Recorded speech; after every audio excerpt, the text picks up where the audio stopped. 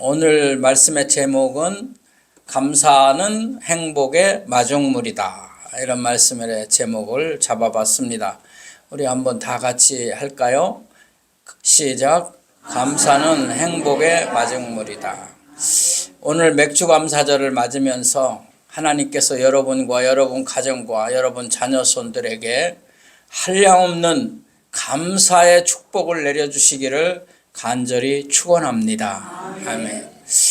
모든 사람들은 다 행복하기를 원합니다. 행복하기를 원하지 않는 사람은 아무도 없어요. 그러나 정작 행복하십니까? 하고 물어보면 대답을 빨리 못하고 우물쭈물 하는 게 현대인들입니다. 여러분은 어떤지 물어보겠습니다. 여러분 옆에 분 앞에 분 더 한번 물어보세요. 행복하세요? 네. 대답이 없죠? 대답을 해도 좀 그렇죠? 자, 여러분 행복에 대해서 제가 조금 말씀을 드리려고 해요.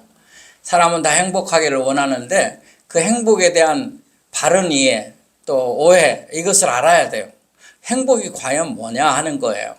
자, 먼저 행복에 대한 오해부터 말씀을 드리겠어요. 행복에 대해서 잘못 생각하고 있다 그 말이에요. 사람들이 이래야 행복하다 생각하고 있어요. 그게 뭐냐면 소유가 많아야 행복하다. 소유가 적으면 불행하다. 소유에 많고 적음으로 행복을 생각하는 거예요. 절대로 틀린 말입니다. 여러분, 행복은 그런 게 아니에요. 여러분,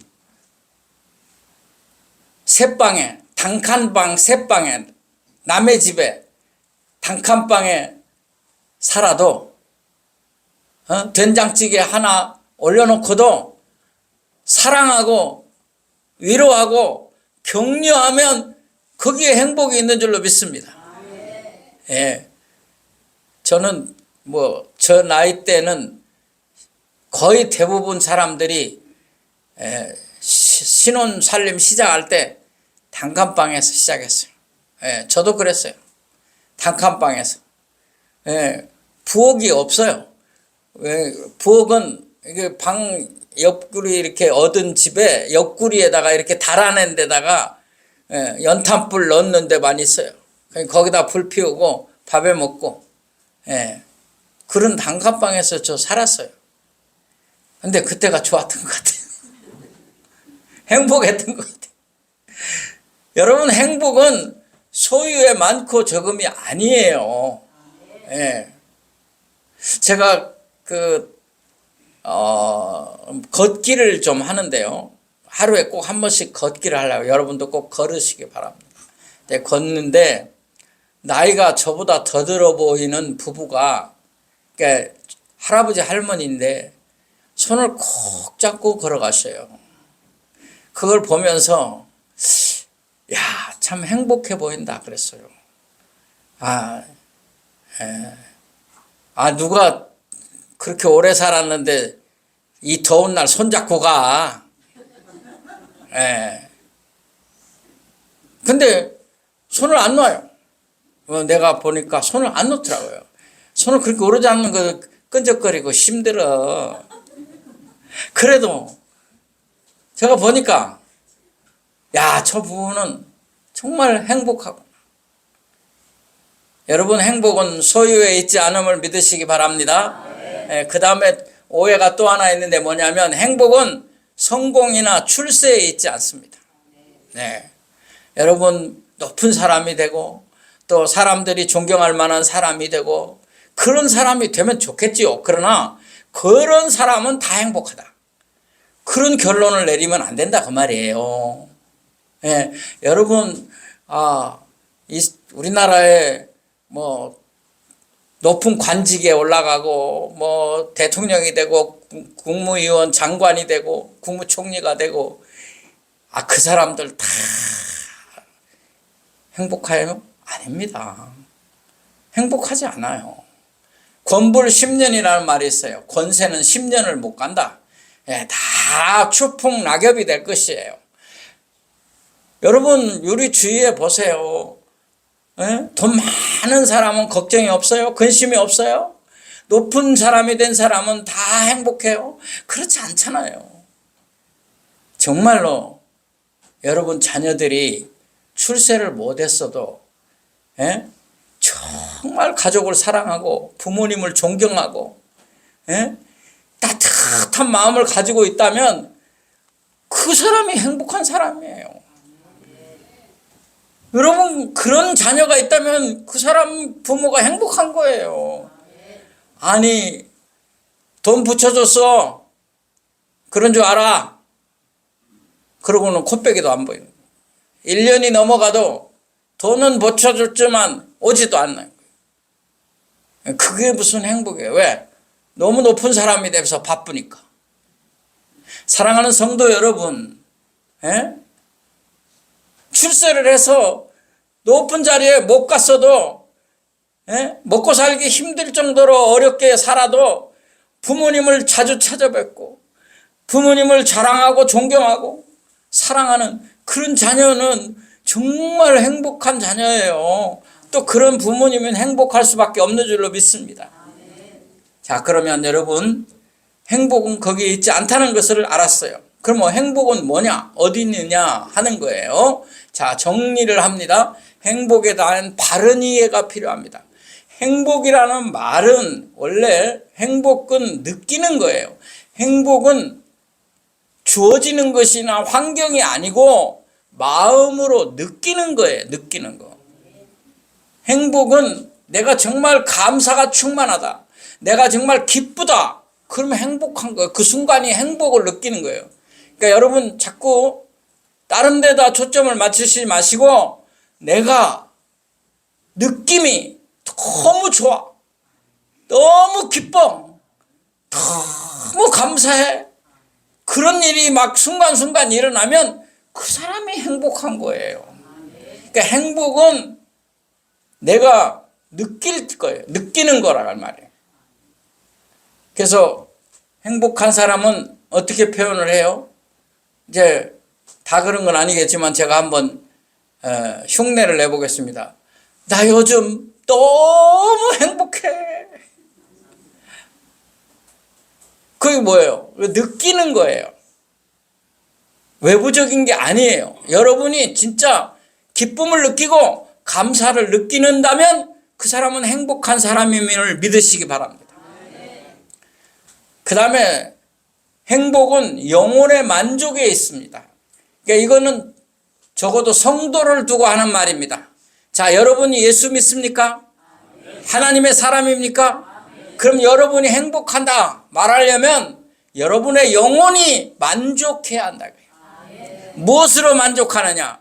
은혜 충만, 성령 충만으로 만족하는 거예요. 내가 은혜 받으니 너무 행복하다. 내가 성령 충만하니 너무 행복하다.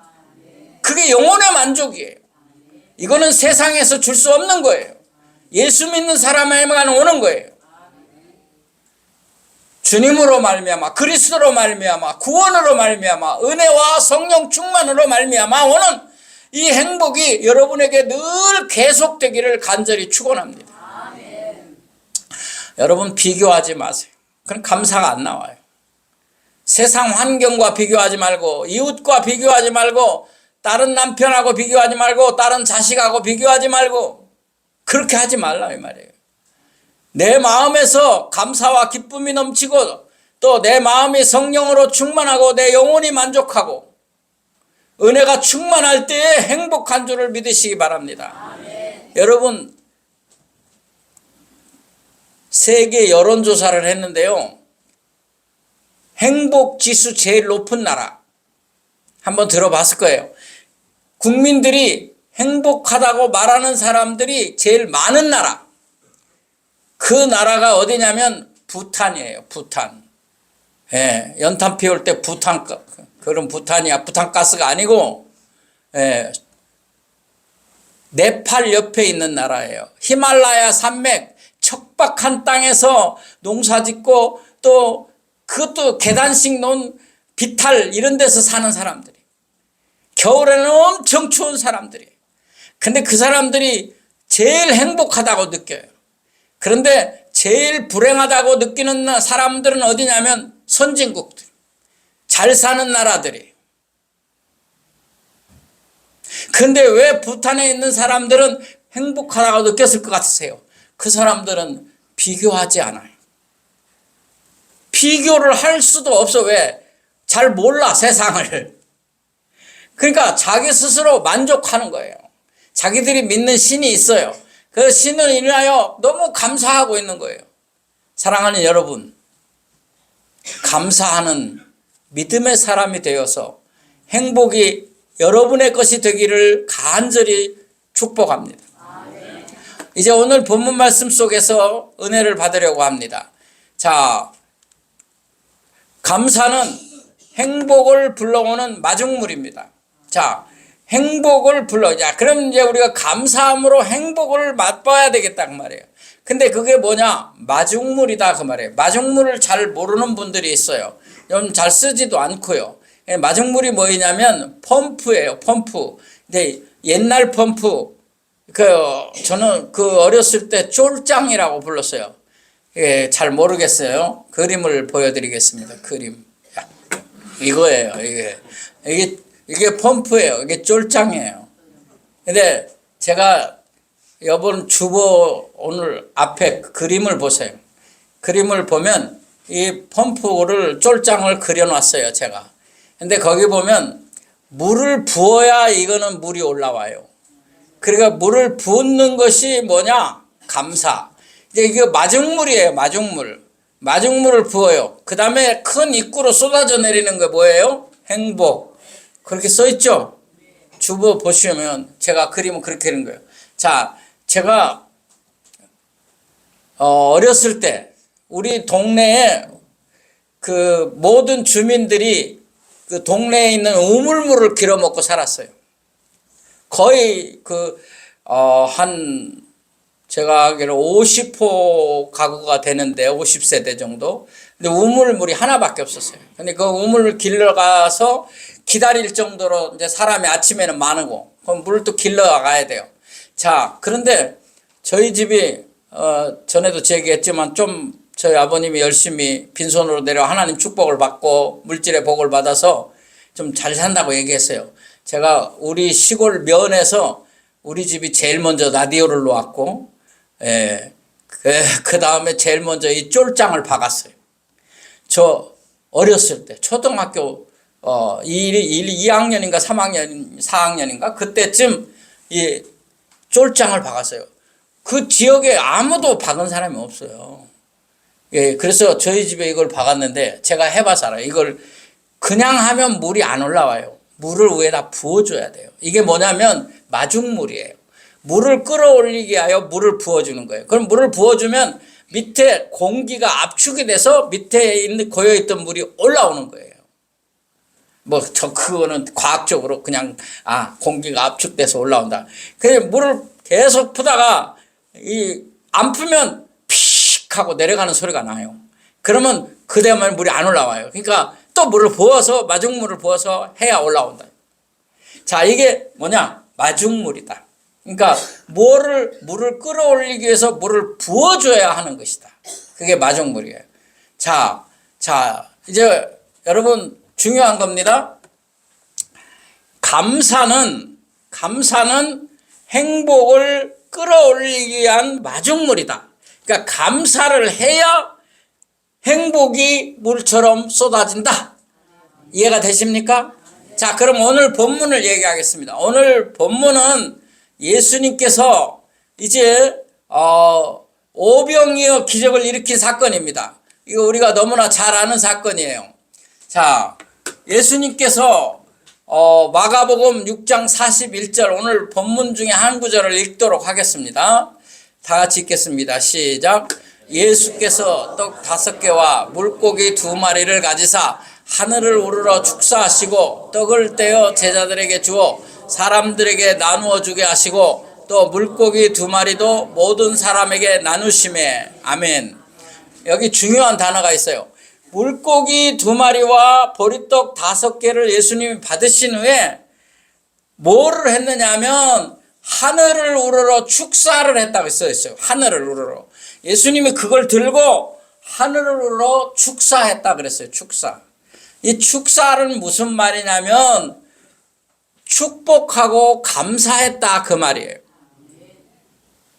이게 사자가 감사했다 할 때 쓰는 단어하고 똑같은 사자예요.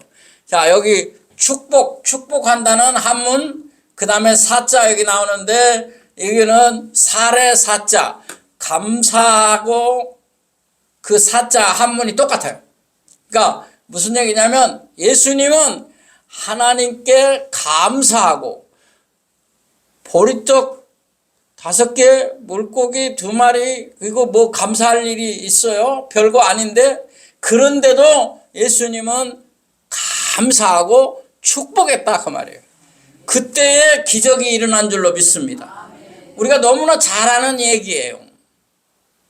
그런데 뭐 5,000명이 먹었고 그 남자만 5,000명 먹은 거예요. 그다음 어린이와 여자까지 합치면 약 2만 명이 먹었어요. 하나님의 놀라운 은혜요 기적인 줄로 믿습니다. 그런데 제가 오늘은 오병이의 기적을 얘기하려는 게 아니라 예수님의 행복, 군중들의 행복을 얘기하려고 합니다. 자, 여러분, 예수님께서 감사 기도를 드리면서 행복과 기쁨이 얼마나 충만했겠는가. 그리고 그거를 떼어서 나누어 줄 때에 많은 사람들이 먹고 될 때 예수님 기분 나빴을까요?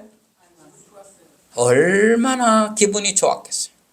얼마나 행복했겠어요. 그 얘기를 저는 오늘 하려고 하는 거예요. 오병이어 기적 그 초점이 아니고 예수님이 얼마나 기뻤겠는가 하는 거예요. 여러분이 없는 가운데도 자녀들에게 또는 이웃들에게 나누어 줄 수 있을 때 행복한 거예요. 네, 행복해. 정말 행복해. 기뻐요. 오늘 점심 제가 사는데 기뻐요. 저 행복합니다. 진심입니다. 그게 예수님의 마음이었을 거예요. 네? 그 군중들이 다 받아 먹는 걸 보고 얼마나 마음이 기뻤겠어요. 지도자는 그 많은 사람들에게 존경을 받는 이유가 뭐냐? 그의 필요와 그의 아픔을 함께하는 거예요. 그때 존경을 받는 거예요. 예수님은 이 귀한 일을 통해서 행복했을 거예요. 자, 예수님이 십자가에서 비록 우리를 위하여 죽으셨지만 예수님은 뭐라고 말했어요? 다 이루었다. 다 이루었다. 뭐예요? 내가 죄인들을 구원하는 일을 이루었다. 예수님이 이렇게도 말했어요. 하늘에 계신 아버지여 감사하나이다. 이것을 지혜 있고 똑똑한 자들에게 알리지 않으시고 어린아이 같은 사람 곧 주님에게 그리고 그런 믿음을 가진 사람들에게 구원의 기쁨과 은혜를 알려주신 것을 감사합니다. 그랬어요. 예수님이 비록 십자가에서 죽으셨지만 죽으면서 많은 영혼들이 구원받을 것을 생각하니 얼마나 기뻤겠습니까? 얼마나 행복했겠습니까? 사랑하는 성도 여러분, 주님이 여러분을 위하여 십자가에 죽으시고 구원의 기쁨과 행복을 주신 줄을 믿으시기 바랍니다. 이것 때문에 우리 교회 나오는 거예요. 이것 때문에 우리는 행복하지 않을 수가 없는 거예요. 주님의 구원을 생각하며 감사하고 행복하는 축복이 여러분에게 넘치기를 간절히 소원합니다. 자, 여기 군중들도 생각해 봅시다. 크게 보면 엄청난 기적이지만 한 사람 한 사람에게는 그냥 점심이에요. 그런데 그 점심을 먹는 사람들이 다 행복했으리라고 저는 믿고 싶어요. 이게 어떻게 된 일이냐. 여러분, 배가 고팠을 때는요, 진수성찬 필요 없어요. 따뜻한 밥 한 공기, 된장찌개 하나여도 행복한 거예요. 아이고, 야, 맛있다. 그래서 우리나라 말에 뭔 말이 있어요? 시장이 반찬이다. 배고프면 다 반찬이에요. 다 맛있는 거예요. 나는 한번 생각해 봤어요. 거기 쫄쫄 굶고 점심을 굶고 있던 이 사람들이 주님이 주시는 이 물고기 보리떡 먹으면서 행복했으리라고 나는 생각합니다. 참 기쁘다, 행복하다, 감사하다. 저와 여러분에게도 이 은혜가 넘치기를 축복합니다. 아멘. 다니엘의 감사와 행복을 보고 예를 하나 들고 오늘 말씀을 마치려고 합니다. 다니엘 6장 10절을 보겠습니다. 다 같이 읽겠습니다. 시작. 다니엘이 이 조에서 앙의 도장이 찍힌 것을 알고도 자기 집에 돌아가서는 윗방에 올라가 예루살렘으로 향한 창문을 열고 전에 하던 대로 하루 3번씩 무릎 꿇고 기도하며 그의 하나님께 감사하였더라.